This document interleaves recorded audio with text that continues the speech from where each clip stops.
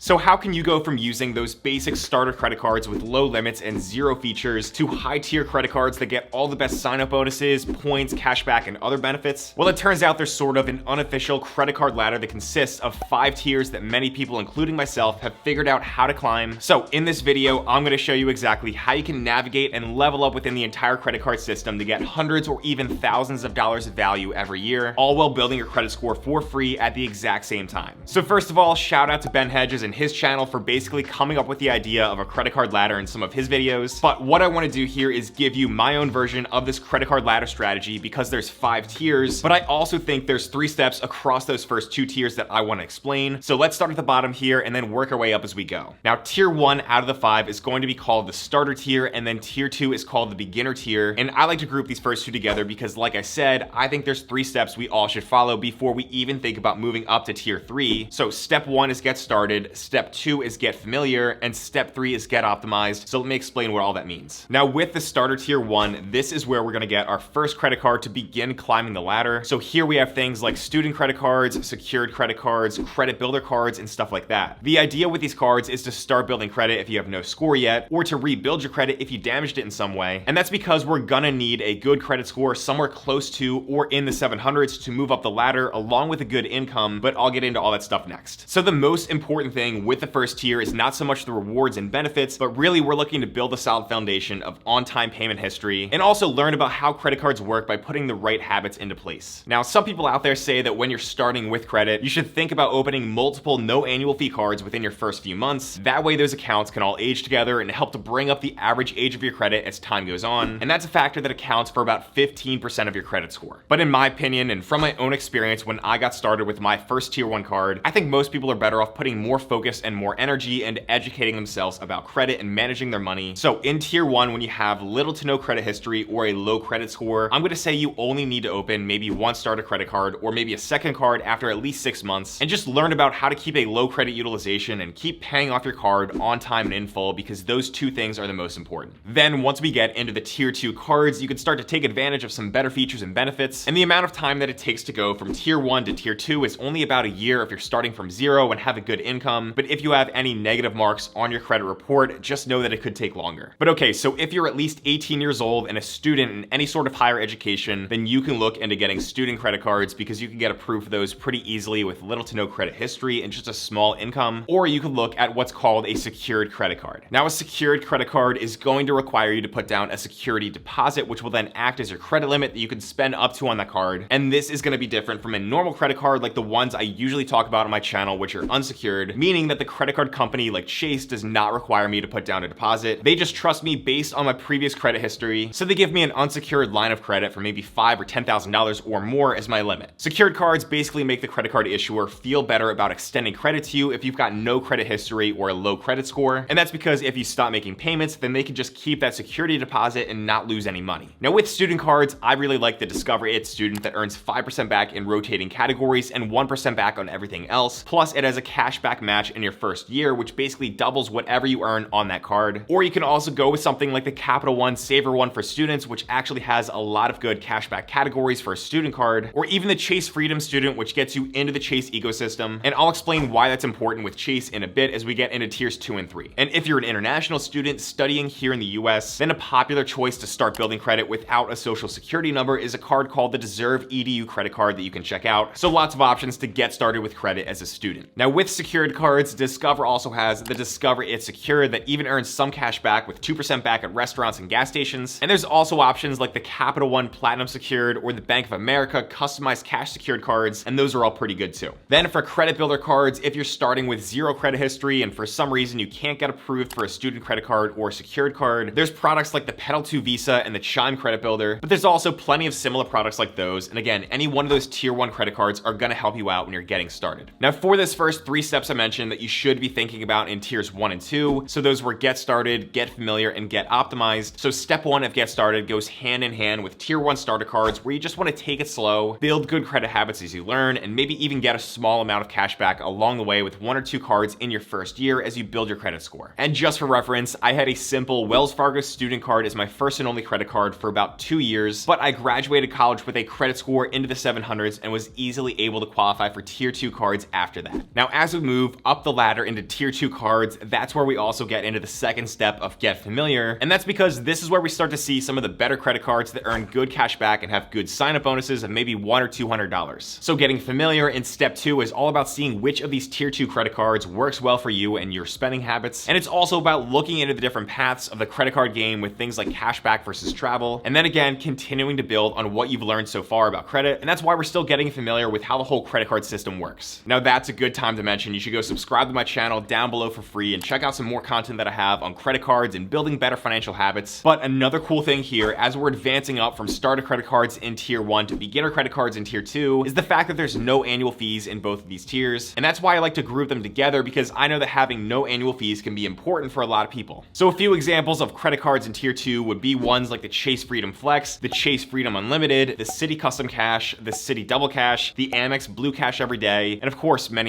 more, but those are just some that came to my mind. But if you want to see the best cards in this tier, I made a video on the 10 best cashback credit cards that goes into more details, so I'll link that down below. Now if we look at some of those cards, the Chase Freedom Flex gets 5% back in rotating quarterly categories, 3% back on dining, 3% back at drugstores, plus a $200 sign-up bonus. The Citi Custom Cash earns 5% back on your highest spend category each billing cycle, plus a $200 sign-up bonus as well. And the Amex Blue Cash Every Day earns 3% back on groceries, online shopping, and gas with a $100 sign-up bonus, plus up to $150 back through using PayPal. So as you can see, that all sounds a lot more exciting than some of those tier 1 starter cards. And usually this is where you can start to get credit limits that are a bit higher as well, which gives you more room to manage your spending and your credit utilization. And in general, that's another benefit of climbing the credit card ladder, is that you start to qualify for higher credit limits with the cards in tiers 2, 3, and 4. But of course, that's also assuming that you keep your income at a good level to qualify. Now, another thing that I want to make clear before we get into tier 3 is that once we're in tier 2, you can actually stop climbing the credit card ladder if you want and just have a simple and straightforward cashback setup. You'll still build your credit the exact same way as you would with any other cards in tiers 3 to 5, but you'll avoid annual fees like I said, and the only thing you're really missing out on is some of the extra value and extra benefits that you get with those higher tiers, but those are mostly travel related. Now, okay, let's go ahead and move on to step 3 that we have in tiers 1 and 2, and that is to get optimized, which actually will take us right into tier 3 as well. So when we're getting optimized, what I mean is we could start adding more and more credit cards to our wallet if we feel comfortable. And as a general rule of thumb, again, don't get too many credit cards too fast because a lot of people overdo it. But if you want more cards, then aim for maybe one new card every 3 to 6 months as you grow, and stop when it feels like too much. So what I like to say is that the average person who is using credit cards wisely really only needs 3 to 5 cards in total to get a good credit score and earn good cash back. So you definitely do not need 14 credit cards like me. But after you pass having maybe 3 or 5 cards, you might start looking for the best sign-up bonuses too, which is how I got a lot of value from my setup. Now, when we're optimizing, we should be looking at getting credit cards that earn top cash back in the high spend categories like grocery spending, gas stations, and online shopping. But more importantly, when we look to optimize, this is also when we decide if we want to be team cashback or team travel. Like I said, cashback is going to be simple and usually require no annual fees, but your cashback that you earn is typically capped at around 3 to 5% back in different categories and then 2% back on miscellaneous spending. But then travel is where we get the most upside value if we put in a little bit of extra time to learn how to redeem points miles for things like hotels and flights. And this brings me to the topic of flexible points currencies and Chase credit cards, which I think is kind of the perfect way to connect tiers 2 and 3. So flexible points currencies can be converted to either cashback or travel. So I think it makes a lot of sense that as we're looking at our options for tier 2 cards, we should be looking at getting cards that have flexible points currencies, and Chase credit cards really are a great place to start. So two of the cards that I mentioned earlier, the Chase Freedom Flex and the Chase Freedom Unlimited, they earn Chase Ultimate Rewards points, which give you the option to redeem them for cash back at a value of 1 cent per point. So basically 5% back in rotating categories on the Freedom Flex is actually earned as 5x points per dollar, which can then be converted to 5% back. But if we save up those Chase points and then decide that later on we want to redeem them for travel instead, there's the Chase Sapphire Preferred in tier 3 that can help us to get at least 25% more value from those points for travel. Now we'll get to that card and a few other tier 3 examples in just a minute, but I don't want to focus only on Chase cards when it comes to flexible points. So two other really great no annual fee tier 2 cards that also earn flexible points are the Citi Double Cash that earns 2x Citi Thank You points per dollar on everything, and then the Citi Custom Cash, which is actually earning 5x points per dollar on your highest eligible category each billing cycle. And those two cards can be combined with the tier 3 Citi Premier card, where those points can be redeemed for more value towards travel as well. So yeah, I think focusing on getting flexible points currencies as you climb tier 2 and go into tier 3 is the best thing you can do. Now the reason I brought up Chase cards first was because when we talk about optimizing what cards to get for the most value, typically typically, Chase credit cards are really generous with their sign-up bonuses, and the cards also earn points in many good categories, but they're also affected by something called the Chase 524 rule. So basically, if you've opened 5 or more personal credit cards across all issuers within the past 24 months, you will automatically be denied for any new Chase credit cards, and that means in an optimal strategy, it's best to get those Chase cards first to lock in those higher sign-up bonuses while you're under 524. Then you can look at some of those other issuers later on when you're over that rule. So the Sapphire Preferred along with the City Premier are both examples of tier 3 cards, which we're going to call the intermediate tier, and this is where we start to see cards with annual fees of around $95, which those two cards have, and tier 3 goes up with annual fees as high as even $250 with the Amex Gold card, but there's $240 worth of credits on the Amex Gold that help to offset that fee. But now with these annual fees, we also get more value and more benefits like better travel insurance protections, no foreign transaction fees, and for the flexible points currency cards like the Sapphire Preferred, we can take those points earned on that card along with the 2 Freedom cards and then combine them to transfer out to partner programs to get great deals on hotels and flights. Tier 3 cards also typically have much better sign-up bonuses than tiers 1 and 2, and sometimes these sign-up bonuses are elevated as well. So for example, the Sapphire Preferred has a 60,000 point sign-up bonus worth at least $750 towards travel, but sometimes in the past they've increased that for a limited time up to 80,000 and even 100,000 points. Now in tier 3, we can also include certain hotel and airline credit cards like the World of Hyatt card from Chase for $95 per year, or the Hilton Honors Surpass card from American Express also for $95. But again, I think that early on in tier 2 and tier 3, as we climb that ladder, it's best to focus on flexible points at first because we can actually earn Chase points and then transfer over to Hyatt or many other programs, but that Hyatt card can only earn Hyatt points. Or we can earn something like Amex points with the Amex Gold card, which then can transfer over to Hilton and a bunch of other programs. But again, the Amex Hilton cards, they're only earning Hilton points that are not flexible. Now, of course, if you want, you can still go ahead and get some of those hotel or airline specific cards if they give you things like free nights, free check bags, or status, but that's completely up to you, and it makes more sense to do that if you're very loyal to one program. Now, I want to point out that as we go into tier 4, which is the advanced tier, this is not at all a tier that is going to be right for everyone. Really, tier 4 is meant for those people out there that travel multiple times per year, so they want the best benefits like airport lounge access, more credits, better protections, TSA pre-check, global entry, higher statuses with hotels and airlines, basically all the stuff that's not necessary, but it can make travel even more enjoyable. Now, with all those extra benefits also comes way more expensive annual fees, so we have cards like the Amex Platinum card at $695, the Chase Sapphire Reserve at $550, and then there's the Capital One Venture X, which actually is a lot cheaper and a better deal for many people in my opinion at $395. But those cards all have great features and benefits that I just talked about, and you could check out a detailed video I made that compares all 3 of those that I'll link to down below if you're trying to pick one. Tier 4 also includes other high-end hotel and airline cards like the Marriott Bonvoy Brilliant, there's the Hilton Honors Aspire, the Delta Sky Miles Reserve. So really any credit card that has an annual fee of around $400 or more is going to kind of fall into that tier 4. But again, just make sure those cards are giving you good value if you're paying that price. And again, these are not at all necessary, but if you're at the point where you've climbed up this ladder, you've built up your credit history, and you've got some other higher limit credit cards that have shown you can handle that limit, then at that point you could take a look at tier 4. But then lastly, at the top of the credit card ladder, there's the famous invite only tier 5 elite credit cards. And for these, sometimes it's just fun to learn about them because 99.99% of us will never get them or never need them even if we could get them. So that's going to be cards like the Amex Centurion card, otherwise known as the Black card, which has a $5,000 annual fee plus a $10,000 initiation fee. And to even qualify for an invite to this card, it's rumored that you have to be spending at least $250,000 or more with American Express per year. So if you somehow have the Black card, you're probably a celebrity or a very high net worth individual. But if you seriously do have this card, go shoot me a DM over on Instagram because I'm actually very curious about your experience with it. Now, the Amex Black card is also known for the top tier status you get with certain airline and hotel programs. And you also get a bunch of other cool features like a next level concierge. And apparently that concierge can help you get pretty much anything you ever want from some of the stories I've read online. So yeah, a very interesting card. Another tier 5 card would also be something like the JP Morgan Reserve card, which is not as expensive as the Black card since the annual fee is only $595. But the JP Morgan Reserve is an invite only card, which is going to require you to have at least $10 million